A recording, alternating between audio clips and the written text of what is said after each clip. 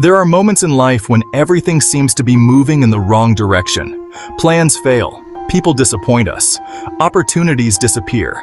We worry about the future, replay the past, and spend enormous amounts of energy trying to control things that were never truly ours to control. But more than 1,800 years ago, a Roman emperor faced many of the same human problems.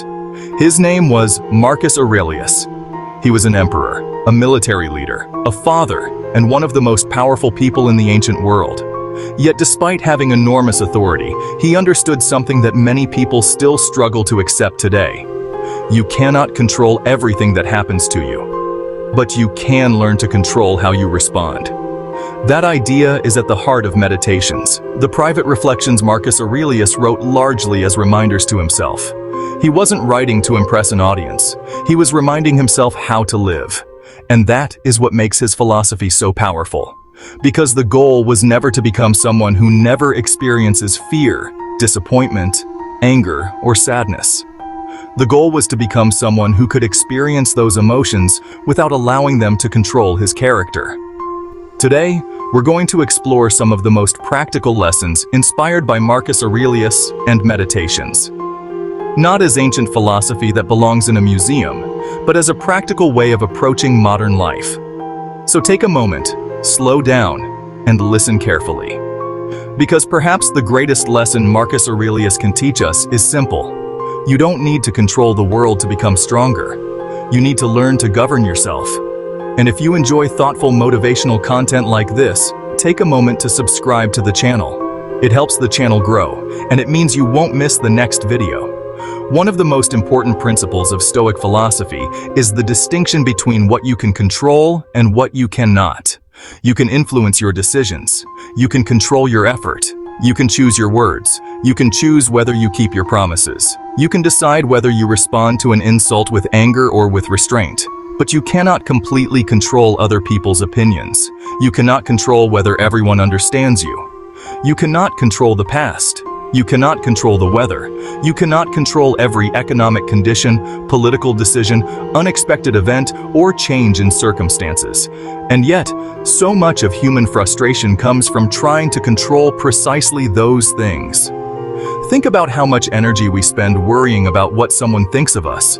We imagine conversations that haven't happened. We replay conversations that already happened.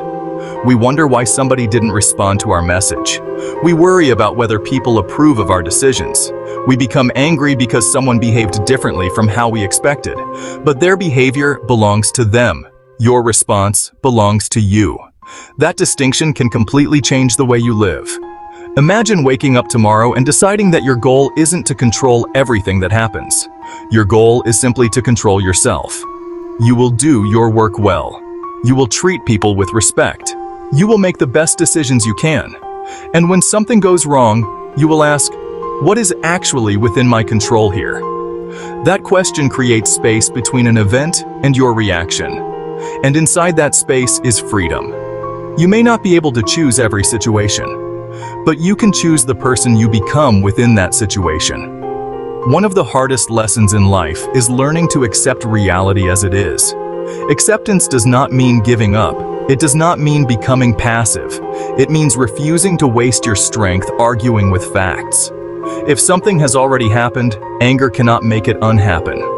If someone has left your life, constant resentment cannot bring back the relationship you once had. If you made a mistake, punishing yourself for years does not correct it. The past has already happened. The useful question is not, why did this happen to me? The better question is, what can I do with what has happened? This is an enormous difference. One question keeps you trapped in the past. The other brings you back to the present. Marcus Aurelius understood that life is constantly changing. People are born. People grow old. People succeed. People fail. Relationships begin and end. Empires rise and fall. Nothing remains exactly as it is. That may sound uncomfortable, but there is freedom in accepting it. If you understand that change is part of life, you stop treating every change as a personal injustice. You begin to see difficulty differently. A closed door may become an invitation to build another path. A failure may reveal a weakness that needed attention. A difficult person may teach you patience. A period of uncertainty may force you to discover what really matters. This doesn't mean pretending that painful experiences are pleasant. It means refusing to let pain become meaningless. Ask yourself, what is this situation asking me to learn? That question can turn an obstacle into a teacher.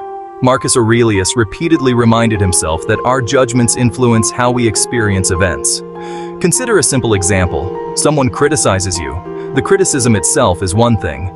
Your interpretation of the criticism is another. You might think, they hate me. They are trying to humiliate me. I'm not good enough. Or you might pause and think, is there anything useful in what they said? Those are completely different responses to the same event. The external situation hasn't changed. Your interpretation has. This is why mental discipline matters. Your mind can become your greatest ally or your greatest source of unnecessary suffering. If you constantly feed it resentment, comparison, fear, and negative assumptions, those thoughts become habits. But if you train yourself to pause, question your assumptions, and look for what is useful, your mind becomes calmer. This doesn't mean eliminating negative thoughts. Nobody can simply decide never to have an unpleasant thought again. Instead, learn to observe your thoughts without automatically obeying them. You can think, I'm worried, without concluding, therefore something terrible will happen. You can think, I'm angry, without concluding, therefore I must act on my anger. You can think, I failed, without concluding, therefore I am a failure. There is a difference between experiencing a thought and believing that thought completely. You are not required to follow every thought your mind produces. Sometimes the most powerful response is simply to pause. Take a breath, observe, then choose. That small pause can change an entire life. Marcus Aurelius frequently reflected on mortality. At first, this may seem like a dark subject for a motivational message. But there is another way to look at it. Remembering that life is limited can make life more meaningful. We often behave as if we have unlimited time. We postpone the conversation. We postpone the dream. We postpone the apology. We postpone the work. We tell ourselves that someday we will finally become the person we want to be. But someday is not guaranteed. Your life is happening now. That doesn't mean you should live recklessly. It means you should become more intentional. Ask yourself, if I knew I had less time than I imagined, what would I stop worrying about? Perhaps it would be other people's opinions. Perhaps it would be pointless arguments. Perhaps it would be comparing your life to someone else's. Perhaps it would be constantly waiting for the perfect moment, and then ask, what would I spend more time doing? Maybe you would call your family. Maybe you would start the project. Maybe you would take your health more seriously. Maybe you would finally forgive someone. Maybe you would simply pay more attention to the ordinary moments you usually ignore. Mortality gives urgency to ordinary life. The morning coffee, the conversation with a friend, the opportunity to learn, the ability to work, the ability to begin again. These things can feel ordinary until you remember that none of them are guaranteed forever. So don't wait for life to become extraordinary before appreciating it. Learn to appreciate the ordinary while you are living it. There is another powerful lesson running through Marcus Aurelius's philosophy. Do the work that is in front of you, not the imaginary work, not the work you wish you had already completed, not the work someone else should be doing, your work. This sounds simple, but modern life makes it surprisingly difficult. We are constantly distracted. There is always another notification, another video, another argument, another trend, another reason to compare ourselves with someone else. And slowly, our attention gets scattered. We begin many things, but finish very few. Marcus Aurelius repeatedly brought himself back to duty. Do what needs to be done. Do it properly. Do it with integrity. Then move to the next thing. You don't need to know exactly how your entire life will unfold. You don't need to have every answer. You need to take the next responsible step. If you're building a business, build it. If you're learning a skill, practice it. If you're writing, write. If you're exercising, train.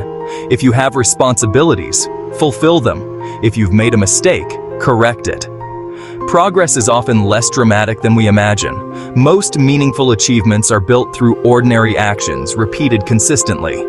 One page, one workout, one conversation, 1 hour of focused work, one difficult decision, one more attempt. The world often celebrates the final result, but character is built in the quiet moments when nobody is watching. Marcus Aurelius was an emperor. He had status that most people could never imagine, and yet his philosophy repeatedly turned him back toward character. This is important because reputation and character are not the same thing.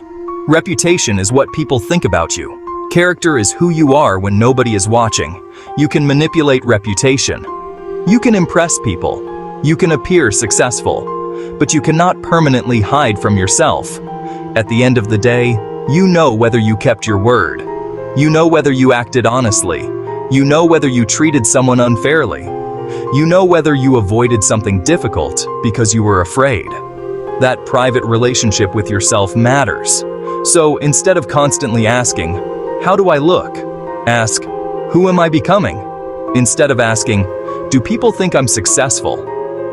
ask, "Am I doing meaningful work?" Instead of asking, "Do people respect me?" ask, "Am I behaving in a way that deserves respect?" These questions move your attention from appearance to substance. And that is where real confidence comes from. Confidence isn't always loud. It can be quiet. It can be the feeling of knowing that you can trust yourself. You know that when life becomes difficult, you won't immediately abandon your principles. You know that when you fail, you will learn. You know that when you're angry, you can pause. You know that when you're afraid, you can still act responsibly. That is strength. One of the most practical Stoic ideas concerns difficult people. At some point, someone will annoy you. Someone will misunderstand you. Someone will be rude. Someone will be unfair. And your instinct may be to fight back immediately. But Marcus Aurelius encouraged himself to remember that difficult people are part of life. You cannot create a world where everyone behaves exactly as you want. So the challenge becomes, how will you behave when someone else behaves badly? If someone is impatient, must you become impatient? If someone is dishonest, must you become dishonest? If someone is angry, must you surrender your peace to their anger? No. Their behavior does not have to determine your character. This doesn't mean allowing people to mistreat you. Boundaries matter. Distance can be necessary. Sometimes you must firmly say no, but you can do that without becoming consumed by hatred. There is enormous strength in being able to leave a situation without carrying it around in your mind for the next 3 days. You don't have to win every argument. You don't have to correct every misunderstanding. You don't have to respond to every provocation. Sometimes walking away is not weakness. It is discipline. Perhaps one of the most important lessons we can take from Stoicism is that failure does not have to be permanent. You will make mistakes. You will lose opportunities. You will sometimes choose badly. You will have days when your discipline disappears. You may begin something and abandon it. You may promise yourself that you will change and then discover that changing is harder than you expected. Don't let an imperfect day become an excuse for an imperfect life. Begin again. If you missed the workout, train tomorrow. If you wasted the morning, use the afternoon. If you made a mistake, learn from it. If you lost your direction, stop and choose a direction again. You do not need to become perfect. You need to become willing to return. Return to your principles. Return to your work. Return to your purpose. Return to the person you are trying to become. There is something powerful about a person who keeps returning. They may fall behind. They may struggle. They may become discouraged, but they keep coming back. That persistence is one of the foundations of a strong life. Imagine that you removed money, status, possessions, social media followers, titles, and other people's approval from your life. What would remain? Your character, your relationships, your principles, your actions, your ability to choose how you behave. That is why Marcus Aurelius emphasized virtue. A meaningful life is not necessarily the life with the most possessions. It is the life aligned with what you believe matters. If you value honesty, practice honesty. If you value courage, practice courage. If you value kindness, practice kindness. If you value discipline, practice discipline. Values mean very little when they remain ideas. They become real when they influence behavior. You don't become disciplined by reading about discipline. You become disciplined by doing something difficult when you would rather avoid it. You don't become courageous by talking about courage. You become courageous by acting responsibly while afraid. You don't become patient by wishing to be patient. You become patient through situations that test your patience. Life will provide the training. Your job is to recognize it. The world often tells us that strength must be visible. Be louder, be richer, be more successful. Show everyone what you've achieved.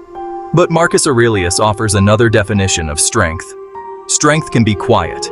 It can be waking up and doing your responsibilities without applause. It can be forgiving someone without needing them to know. It can be refusing to participate in gossip. It can be admitting that you were wrong. It can be staying calm when everyone around you is losing their composure. It can be continuing your work when nobody notices.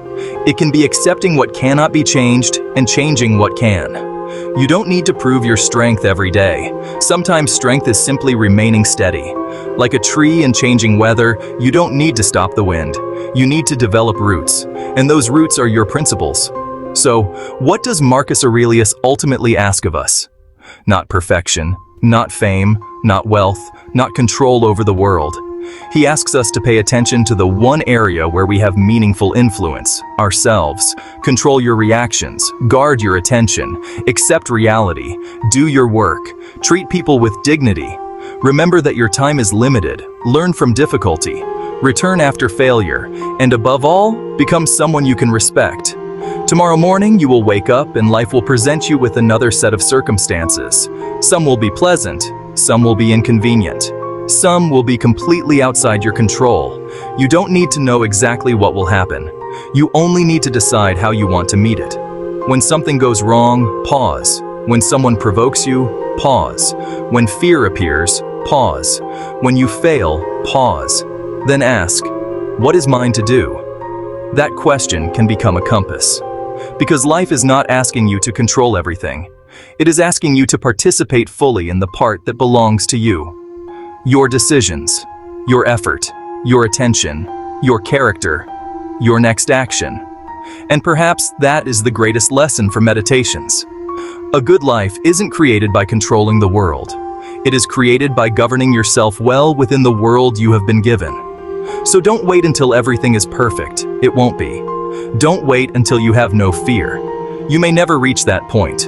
Don't wait until everyone understands you. They may not. Begin where you are. Use what you have. Do what you can. And take the next step. Then another and another. Quietly. Consistently. With purpose. One day, you may look back and realize that the difficult moments you once wanted to escape were actually the moments that taught you how to stand. The obstacles taught you patience. The failures taught you humility. The uncertainty taught you courage. The losses taught you appreciation. And the difficult people taught you self-control. Life may not become easier, but you can become wiser. You can become steadier. You can become stronger. And you can become the kind of person who does not need perfect circumstances to live a meaningful life. That is the path. Not perfection, progress. Not control over everything. Control over yourself. Not a life without difficulty. A life in which difficulty does not destroy your character.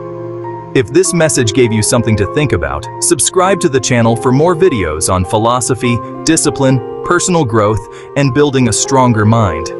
And before you leave, remember this. You cannot control everything that happens today, but you can control the person you choose to be today. Make that choice carefully, then live it.